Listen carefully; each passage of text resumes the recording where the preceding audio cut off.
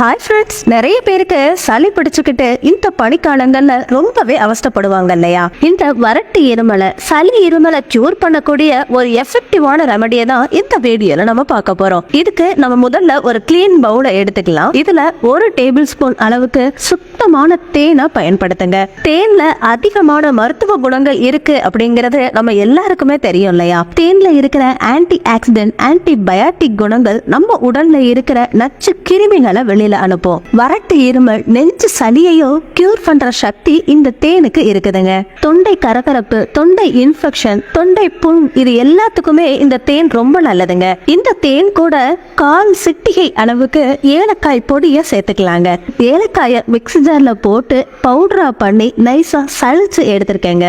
ஏன்னா இந்த ரெமடிய குறைஞ்சது 6 மாச குழந்தையில இருந்து வயசானவங்க வரைய யாருனாலும் பயன்படுத்தலாங்க. 1-2 திரியா இருந்துச்சுன்னா குழந்தைங்களுக்கு பயன்படுத்த முடியாது இல்லையா? அதனாலதான் இந்த மாதிரி நம்ம சளிச்சு பயன்படுத்துறோம். நீங்க பெரியவங்களா இருந்தீங்கன்னா இந்த ரெமடிய 1 டேபிள் ஸ்பூன் வரைய தாராளமா எடுத்துக்கலாம். ஒரு நாளைக்கு 4ல இருந்து 5 தடவை கூட எடுத்துக்கலாங்க. இந்த ரெமடி எடுத்துக்கிட்டு 10ல இருந்து 15 நிமிஷம் கழிச்சுதான் வெதுவெதுப்பான தண்ணியையோ இல்ல நார்மல் தண்ணியையோ குடிக்கணும். ஒருவேளை நம்ம உடனே தண்ணி குடிச்சோம்னா தொண்டையில இருக்கிற இன்ஃபெக்ஷனை கியூர் பண்ணாம இந்த ரெமடி நேரடியா குடலுக்குள்ள போய் சேர்ந்துரும். இதுல நம்ம சேர்த்திருக்கிற ஏலக்காய் பொடி சளி, இருமல், நெஞ்சு சளி எல்லாத்தையுமே கரைச்சு வெளியில அனுப்பும். அதே மாதிரி சுவாச சம்பந்தமான பிரச்சனைக்கும் ஏலக்காய் பிளஸ் தேன் ரெமடி ரொம்ப நல்லதுங்க. இதை நீங்க குழந்தைங்களுக்கு கொடுக்க போறீங்கன்னா 1/2 டேபிள் ஸ்பூன் அளவுக்கு எடுத்துக்கலாம். ஒரு நாளைக்கு 4-5 தடவை கூட தாராளமா எடுத்துக்கலாங்க. சளி இருமலை உடனடியா கியூர் பண்ற சக்தி இந்த ஹோம் ரெமடிக்கு மட்டும்தாங்க இருக்குது. இந்த 10 நிமிஷத்துக்கு நம்ம தண்ணி குடிக்க கூடாது அப்படின்னு பார்த்தோம் இல்லையா?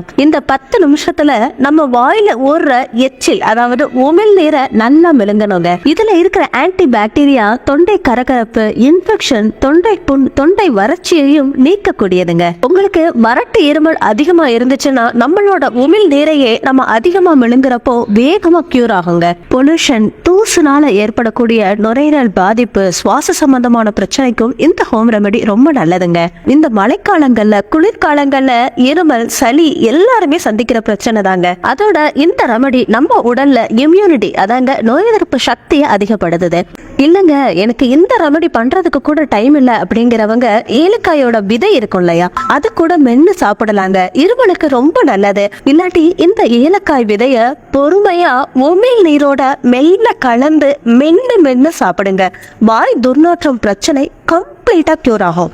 இதுல இருக்கிற ஆன்டி பாக்டீரியல் ப்ராப்பர்ட்டி நம்ம வாய் துர்நாற்றத்தை ஏற்படுத்துற பாக்டீரியாக்களை எதிர்த்து போராடுதுங்க. ஓகே ஃப்ரெண்ட்ஸ், இந்த வீடியோ உங்களுக்கு பிடிச்சிருக்கும்னு நினைக்கிறேன். இந்த வீடியோ பிடிச்சிருந்தா லைக் பண்ணி உங்க நண்பர்களுக்கு ஷேர் பண்ணுங்க. கண்டிப்பா இந்த ரெமடியை ட்ரை பண்ணுங்க. ட்ரை பண்ணிட்டு உங்களோட ஃபீட்பேக்கை எனக்கு கமெண்ட்ல சொல்றதுக்கு மறந்துடாதீங்க. அடுத்த இன்ட்ரெஸ்டிங்கான வீடியோல நான் உங்களை மீட் பண்றேன். தேங்க்யூ.